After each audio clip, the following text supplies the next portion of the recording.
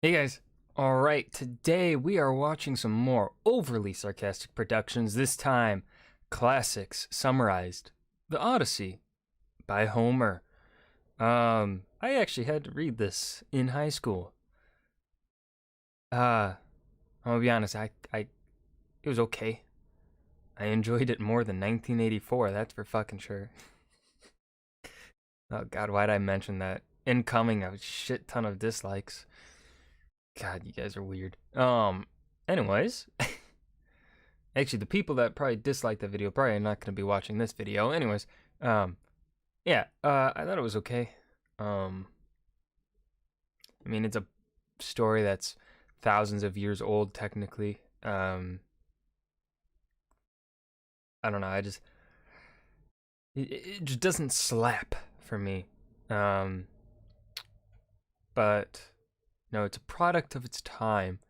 And it's honestly kind of amazing how old the story is and how long it's, lasted and stayed pretty popular, I guess. But anyways, let's go ahead and just watch this video and see how much, I'm kind of curious how much I do remember of Odyssey. I remember there being a giant, water monster thing that, tried to suck in Odysseus's ship. I remember the bow through the, axe holes or whatever. I remember there was a bit about the sirens. I think that's really all I remember. So, the Odyssey, or as I like to identify it, Troy Story 2, is something of a sequel to the Iliad, chronicling the various happily ever afters, or otherwise, of our favorite Greek heroes. But really, what it's mostly about is how much the universe hates Odysseus and wants him to suffer for as long as humanly possible. Yeah. Seriously, in the 10 years it takes him to get from Troy to Ithaca, this guy gets put through more crap than a 20-pound bag of industrial-strength Huggies sized for incontinent bulls. So the Odyssey begins with our hero, who's been stranded on an island for 7 years with no company other than a gorgeous, lonely, immortal goddess by the name of Calypso. Terrible, right? Oh, man. Actually, it does kind of suck for him, because what he wants more than anything is to get back home to Ithaca, specifically back to his lovely wife Penelope and his now adult son Telemachus, who Odysseus hasn't seen since he was a baby. And in fact, the story initially focuses on these two. See, since almost everyone thinks Odysseus is dead, Penelope is now widely considered to be Ithaca's most eligible bachelorette, and as a result, she's got more than 100 potential suitors queuing up in her castle, demanding that she pick one of them to marry her and become the new king. Pass Her the son bacon. Telemachus is none too pleased about the suitors throwing a never-ending frat party in his house. Now, by the time our story begins, most of the gods have decided that poor Odysseus has suffered enough at this point. So Athena disguises herself as a dude, drops down into Ithaca, and then tells Telemachus, "Hey, your dad's alive.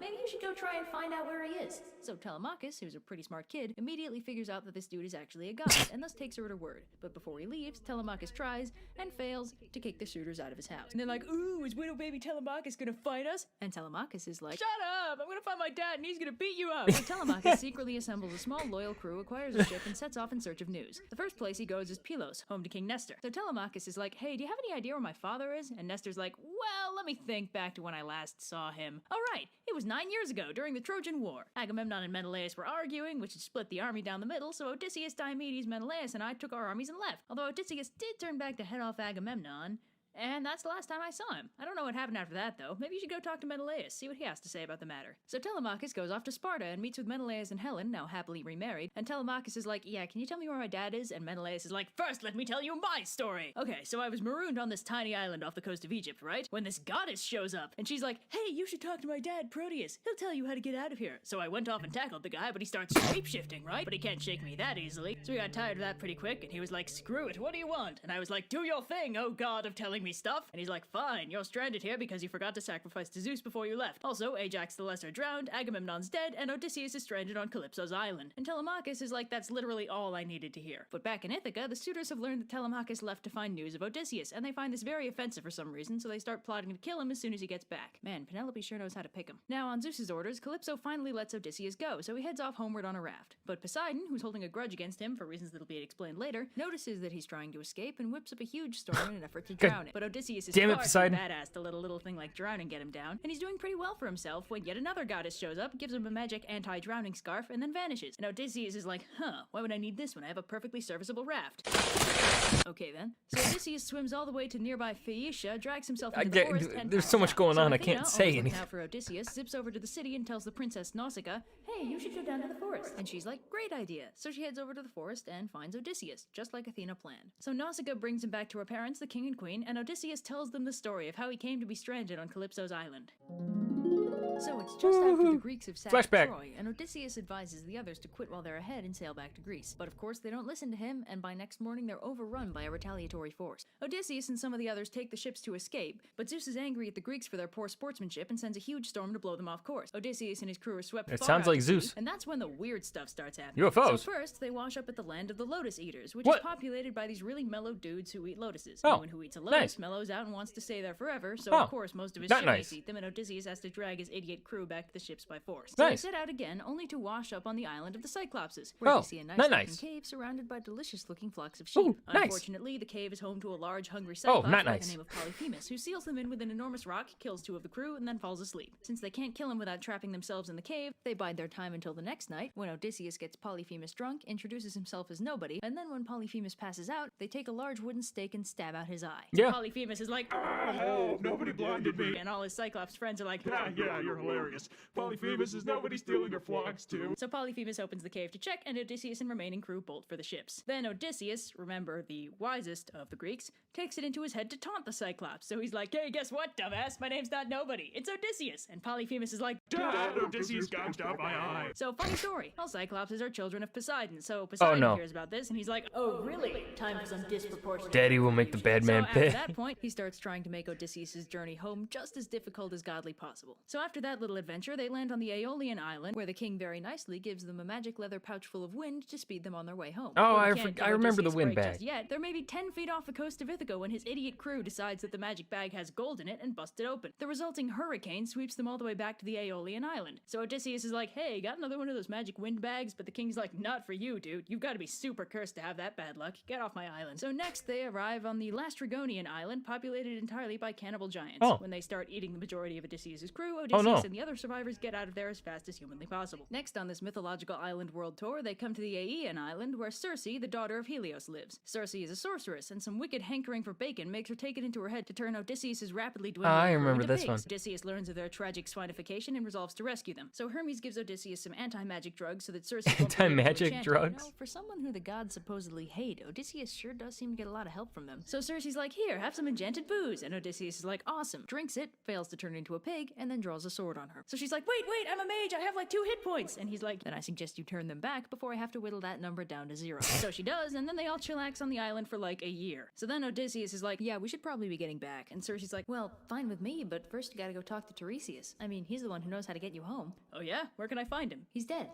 So Odysseus and crew sail down to Hades. They do this wacky ghost summoning ritual, which ends up attracting a few other ghosts they weren't looking for. And then Tiresias don't remember shows this up. one. He's like, what's up, Odysseus? Poseidon's determined to screw you over, but you all might make it back as long as you don't harm Helios' pet cows that can be found on Thrinacia. If you do, though, your entire crew will die and you'll be home, like, super late. And Odysseus is like, cool, you heard the man, folks. No hurting the cows. Then Odysseus has a little touching reunion with the ghosts of all his now dead Greek war buddies, like Agamemnon, very grumpy at being dead, Achilles and Patroclus, now hetero death partners, and great Ajax. Then Odysseus sails and then out there's of Hades Ajax, and back okay. to Aeaea, where Circe maps out the route back to Ithaca, which for some reason is extremely densely populated by monsters. So first, they find the island of the Sirens, who sing so beautifully I remember that the anyone who Sirens. hears them will be entranced, jump off the boat, and swim to their deaths. So the crew block their ears with beeswax and keep rowing, but Odysseus is really determined to hear their song, so he has them tie him to the mast so he can listen without doing anything stupid. The Sirens are like, and Odysseus is like, release me, I must hear their dulcet tones up close, and his crew is like, what?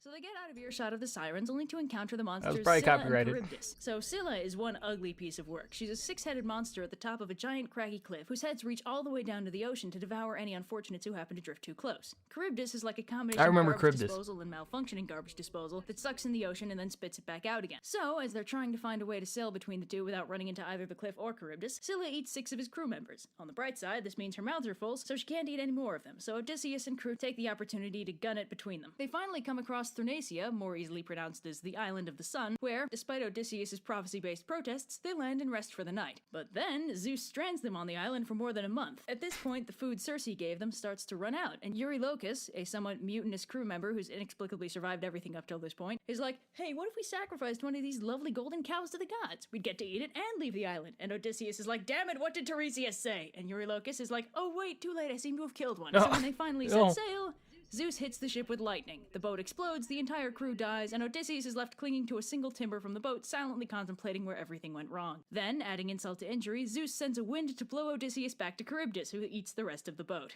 A few hours later, when Charybdis pukes up the timber, Odysseus hops onto what's left of the boat and paddles the hell out of there. 9 days later, he washes up on the shore of Calypso's island, and the rest is questionably reliable history. So Odysseus finishes telling his story, and the king is like, "Dang, dude, want a boat?" And Odysseus is like, "Yes, please." So the king gives him a ship and crew along with a few tons of fine treasure, and Odysseus naps all the way back to Ithaca. And who can blame him? So that's the end, right? He's made it back to Ithaca, so that's it, right? No. Nope. No, We're there's barely more. halfway through this Yeah, book. yeah. Come on! Give the man a break! So Odysseus is finally No, home in he gets no Ithaca, break. but there's one This is small Greek problem. history. The suitors are still Greek making myth. trouble all up in his backyard. But Athena, as always, has a plan. She magically disguises him as an old man, then goes off to Sparta to bring Telemachus home for the reunion. Odysseus, now disguised, goes off to talk to some loyal swineherd. Meanwhile, in Sparta, Athena's like, "Yo, Telemachus, get your butt home." So Telemachus sets sail for home, along with several gifts from Menelaus and Helen. Oh, and he's also joined by this dude, Theoclymenus, who's a prophet and a fugitive from Argos. While Odysseus nice. and the swineherd bond, Telemachus and Theoclymenus arrive at Ithaca, and knowing that the palace isn't necessarily safe for either of them, immediately head off to the friendly neighborhood swineherd's house. So Telemachus is like, "Swineherd, my man, how are things up at the castle?" And the swineherd is like, "Oh, still pretty bad." And Telemachus is like, "Oh, good, nothing's changed." And Odysseus is like, "Come on, kid, man up. Why are you letting these suitors strut around your house as if they own the place? I mean, if I were, say, the king himself, returned in secret from his travels, why, I'd strut right in there and kill all of them." And Telemachus is like, "Yeah, you're right. It's just too bad you're not him." And then Athena's like, "Hey, Odysseus, I've decided you should reveal yourself to your son," and rips the illusion off of him. So Odysseus is like, "Hey, son, I'm home." And Telemachus is like, "Dad!" And it's all super heartwarming. Pause for a moment to nice. absorb the feels. So Odysseus and Telemachus start plotting their revenge on the suitors. Meanwhile, back in the castle, Penelope and the suitors, a good name for a band, by the way, learn from the swineherd that Telemachus is back, and the suitors are like, "Ah, damn it, our ambush has failed. Guess we better kill him right here before he can tell everyone that we tried to kill him." And Penelope is like, "What? How dare you plot to kill my son?" And they're like, "What? No, we didn't say that." And she's like, "Oh, okay." So the next day, Telemachus returns to the palace, while Odysseus, once again disguised as a beggar, goes into town. So Telemachus tells Penelope about his journey, although he leaves out the part about Odysseus, and his new prophet buddy, Theoclymenus, is like, "The really weird thing is, I'm getting a sense that Odysseus is here in Ithaca." And Penelope's like, "Man, that's just ridiculous." Meanwhile, Odysseus and the swineherd head for the palace, where the disguised Odysseus is immediately recognized by his old dog, Argos. God, this story is so adorable. Then the dog dies. Why? So beggar Odysseus begs scraps of food.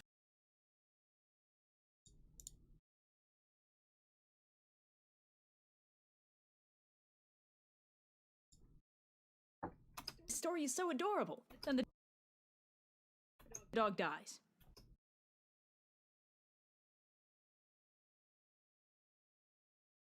Why'd you have to do that? Why'd you have to do that, Red? Why, OSP? Why make me feel the feels? Why? So Yeah, why'd you have to draw it out? Why? Why? Odysseus begs scraps of foods from the suitors, who generally oblige, except for this one guy who throws a stool at him. So the suitors get pretty boozed up and start talking smack to Odysseus, but then Telemachus is like, "Sleep it off, you drunks," and they all go to bed. Then Odysseus and Telemachus put their plan into motion. First, they hide all the suitors' armor and weapons upstairs. Then Odysseus goes to talk to Penelope, who he promises that before the end of the month, Odysseus will return. Hint. Hint. Penelope asks beggar Odysseus if he thinks she should remarry, and Odysseus is like, No, I'm sure your husband will be back real soon to murder all your suitors. Don't sweat it." And she's like, "Man, I don't know. Tell you what.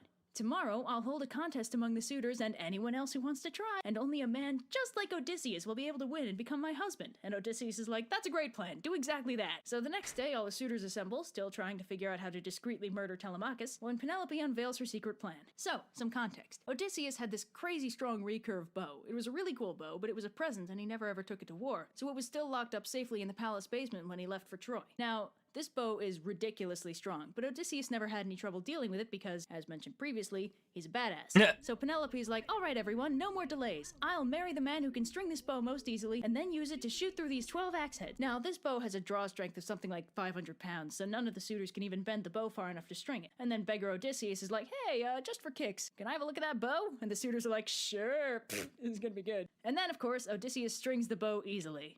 Then he casually shoots an arrow through all 12 axes, and then it's murdering time. Oh, hell yeah. Odysseus reveals himself in all his glory, the suitors start panicking, and Odysseus and Telemachus engage in some healthy father-son bonding by killing nearly all of them. After wreaking bloody vengeance on his enemies, and then after a nice long bath, Odysseus is finally reunited with Penelope. Happy ending. Then Athena persuades the entire rest of Ithaca not to take vengeance on Odysseus for killing the entire noble population, and they all lived happily ever after. Oh god, my drawn hand. Let's see what they... Super worth it, though. This was a really entertaining video by OSP. The Odyssey is so freaking long I didn't have much room for snark in this review, so enjoy the visual humor, I guess, because it's subbing for my usual impeccable sarcasm.